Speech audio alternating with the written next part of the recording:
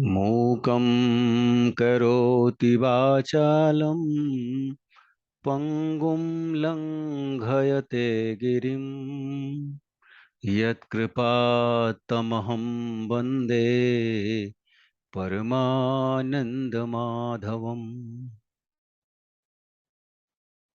देवियों एवं सज्जनों, श्री रामचरितमानस के कतिपय व्यवहारिक प्रसंगों की श्रृंखला में अपना मंतव्य रखने हेतु आप सबके समक्ष उपस्थित हूं। गोस्वामी तुलसीदास जी महाराज द्वारा रचित श्री रामचरितमानस के अनेक ऐसे व्यवहारिक प्रसंग हैं जिनका अनुशीलन, जिनका अनुश्रवण यदि हम अपने जीवन में अंगीकार कर लें तो हमारे जीवन की अनेकों दुश्वारियों का, अनेकों समस्याओं का सहज ही निदान प्राप्त हो सकता है। गोस्वामी जी महाराज ने एक मनुष्य के जीवन का, उसके कृत्य का, उसके इस संसार में आने का क्या आदर्श प्रतिमान हो सकता है, उसे श्री रामचरितमानस में विभिन्न उद्धरणों के माध्यम से व्यक्त करने का यत्न किया है। गोस्वामी जी महाराज कहते हैं कि माया संपूर्ण समस्या की जड़ है। माया हमें ईश्वर की भक्ति से दूर करती है, किंतु माया भी परब्रह्म परमेश्वर की दासी है। जिस प्रकार से भक्ति परब्रह्म परमेश्वर को प्रिय है, उसी प्रकार से माया भी उन्हें प्रिय है। ये दोनों परस्पर विरोधी तत्व हैं। माया मोह में फंसकर प्राणी आजीवन ईश्वर की कृपा से, परब्रह्म परमेश्वर की दया से दूर रहता है। माया के वशीभूत प्राणी में कभी ईश्वर के प्रति आसक्ति आ ही नहीं सकती है, और यदि आती भी है तो वह मात्र दिखावा होती है। गोस्वामी जी महाराज कहते हैं, सुनहु तात माया कृत गुण यरुदोषयनेक गुण यह उभय न देखी हहीं देखिय सो अविवेक। सुनहु तात माया कृत गुण यरुदोषयनेक गुण यह उभय न देखी हहीं देखिय सो अविवेक। वास्तव में इस भौतिक संसार में समस्त गुणों एवं अवगुणों की रचना की निमित्त माया ही है। इन गुणों एवं अवगुणों की कोई वास्तविक सत्ता नहीं होती है। माया ही इनकी जन्मदात्री है। विवेकशील प्राणियों को इन गुण दोषों को माया से अलग करके ही देखना चाहिए। माया से अलग स्वरूप में मनुष्य के गुणों और दोषों को देखना विवेकपूर्ण नहीं कहा जा सकता। संत भी सहजता से उपलब्ध नहीं होते हैं। उपलब्ध होते हैं तो उनकी पहचान कठिन होती है। इस जगत में अनेकों तथाकथित संत हैं जिनकी भीड़ है। इस भीड़ में से वास्तविक संत की पहचान करना, यह कृत्य नीरक्षीर विवेकी व्यक्ति द्वारा ही कर सकती है, किया जा सकता है। जो व्यक्ति ईश्वर की भक्ति का पात्र है, ईश्वर के प्रति अनुरक्ति है, वही व्यक्ति संतों की भीड़ से वास्तविक संत का चयन कर सकता है, चुनाव कर सकता है। वर्तमान समय में साधु संत बनने एवं कहलाने, गेरुआ वस्त्र धारण करने का प्रचलन हो गया है, फैशन हो गया है। शरीर पर गेरुआ वस्त्र, बढ़ी हुई दाढ़ी, बढ़ी हुई जटाएं, तिलक, दंड, कमंडल, रुद्राक्ष इत्यादि संतों के सामान्य प्रतीक चिन्ह बन गए। उस पर भी श्री श्री 108, 1008 इत्यादि उपाधि के साथ संत महात्माओं के व्यवसाय का स्वरूप अनवरत फल फूल रहा है। अनेकों भोले भाले लोग इन तथाकथित संतों के चक्रव्यूह में फंस जाते हैं और अपना आध्यात्मिक, आर्थिक क्षरण कर लेते हैं। भोली भाली जनता इन तथाकथित साधु महात्माओं के माया जाल में सहज ही फंस जाती है। इन संतों में ना तो इंद्रिय संयम है और ना ही परब्रह्म परमेश्वर के प्रति भक्ति भावना, ना ही समर्पण है और ना ही त्याग है। ये स्वयं अपना कल्याण करने में सक्षम नहीं है, किंतु प्रत्येक क्षण प्रत्येक सामान्य जन को यह परमात्मा से मिलाने का ठेका लिए रहते हैं। वास्तव में सच्चे संतों का मिलन ईश्वरीय वरदान से कम नहीं है। पुनः गोस्वामी जी महाराज कहते हैं, संत विशोध मिलहि परितेहि, चित वही राम कृपा करिजेहि। संत विशोध मिलहि परितेहि, चित वही राम कृपा करिजेहि। सच्चे संत से संपर्क सहज नहीं होता।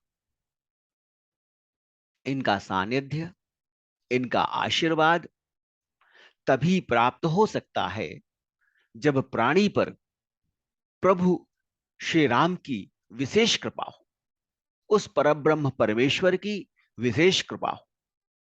दुष्ट व्यक्ति के पास यदि कुछ गुण हैं तो उसे ग्रहण करने में कोई बुराई नहीं होती है। हमें किसी के प्रति अकारण ही वैरभाव नहीं रखना चाहिए। संतों का स्वभाव निर्मल होता है, पवित्र होता है। गोस्वामी जी महाराज संतों के और दुष्ट व्यक्तियों के मध्य जिस प्रकार से विभेद किया जा सकता है, उन्हें पहचाना जा सकता है, संत और दुष्टों को अलग किया जा सकता है, बड़ा ही विहंगम विवेचन श्री रामचरितमानस में प्रस्तुत किया है। पन्नगारियसि नीति श्रुति सम्मत सज्जन कहहीं, पन्नगारियसि नीति। श्रुति सम्मत सज्जन कहहीं, अति नीचहु सन प्रीत। करिय जानि निज परम हित, अति नीचहु सन प्रीत। करिय जानि निज परम हित।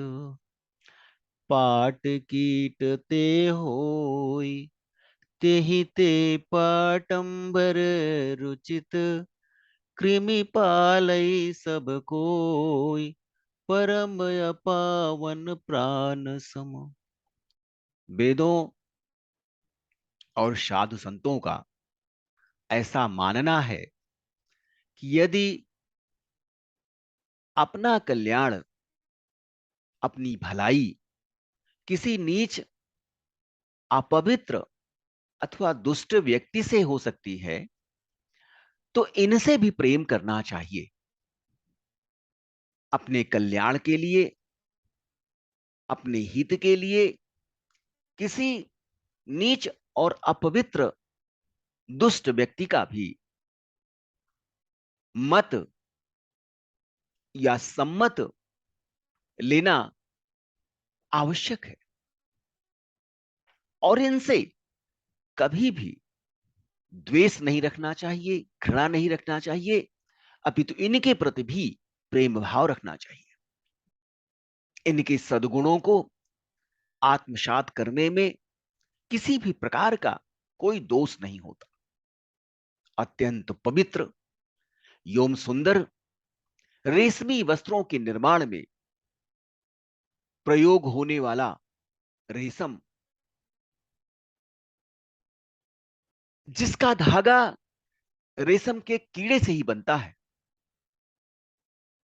इसी कारण उस अपवित्र कीड़े को भी सभी अपने प्राणों के समान रखते हैं, पालन पोषण करते हैं।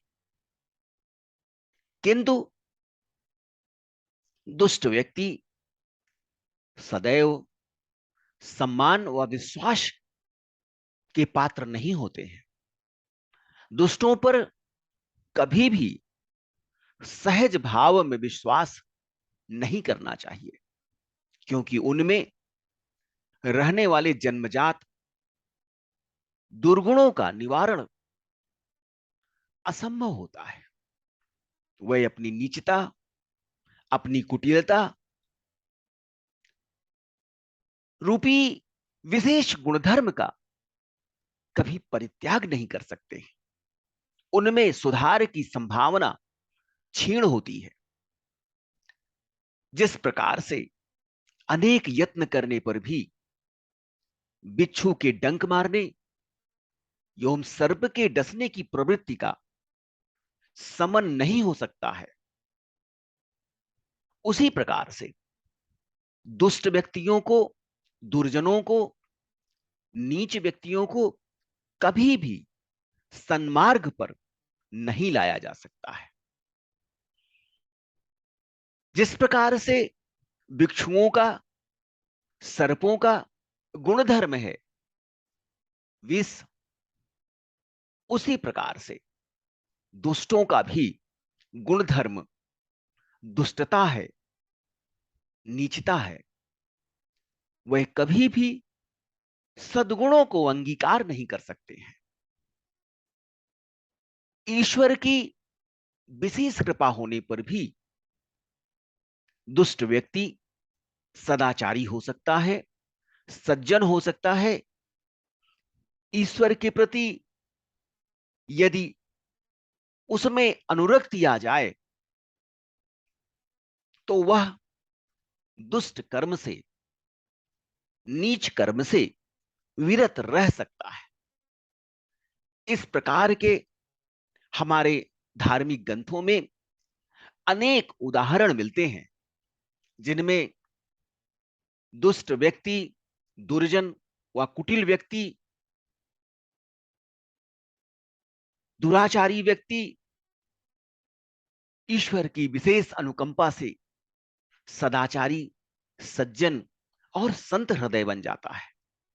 ऐसा हमारे अनेक धार्मिक ग्रंथों में उल्लिखित है।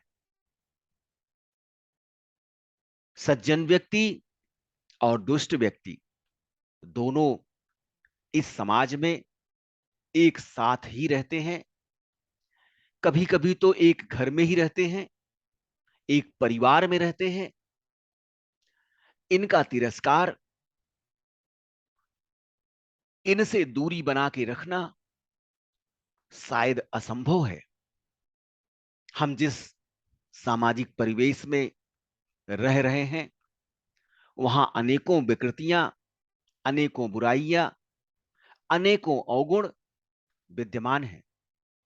किंतु सहज रूप में यदि हम देखें तो जहां दुष्टता है वहीं सज्जनता भी है, जहां कुटिलता है वहीं सरलता भी है, जहां क्रोध है, द्वेष है, वैमनस्य है, वहीं प्रेम है, वहीं परस्पर स्नेह है, वहीं आत्मीयता है, वहीं रिश्ते नाते हैं। हम कभी भी किसी पूर्वाग्रह से ग्रसित होकर किसी के प्रति ऐसा आचरण न करें जो मानवीय संदर्भों से इतर हो। हम मनुष्यों को सदैव मानवता रूपी गुण को आत्मसात करना चाहिए और प्रतिक्षण मानवता का परिचय देना चाहिए। यही ईश्वर के प्रति सच्ची निष्ठा है, यही ईश्वर के प्रति सच्ची भक्ति है। संसार के समस्त प्राणी उसी परब्रह्म परमेश्वर से उत्पन्न है, उस परब्रह्म परमेश्वर के अंश हैं। इसलिए हमें सदैव समभाव रखते हुए प्राणी मात्र के प्रति स्नेह भाव रखना चाहिए। ईर्ष्या, द्वेष, द्वंद्व नहीं रखना चाहिए। साथ ही जीवन के लक्ष्य को परब्रह्म परमेश्वर द्वारा दिए गए इस काया के निमित्त को पहचानते हुए तदनुरूप अपना आचरण सुनिश्चित कर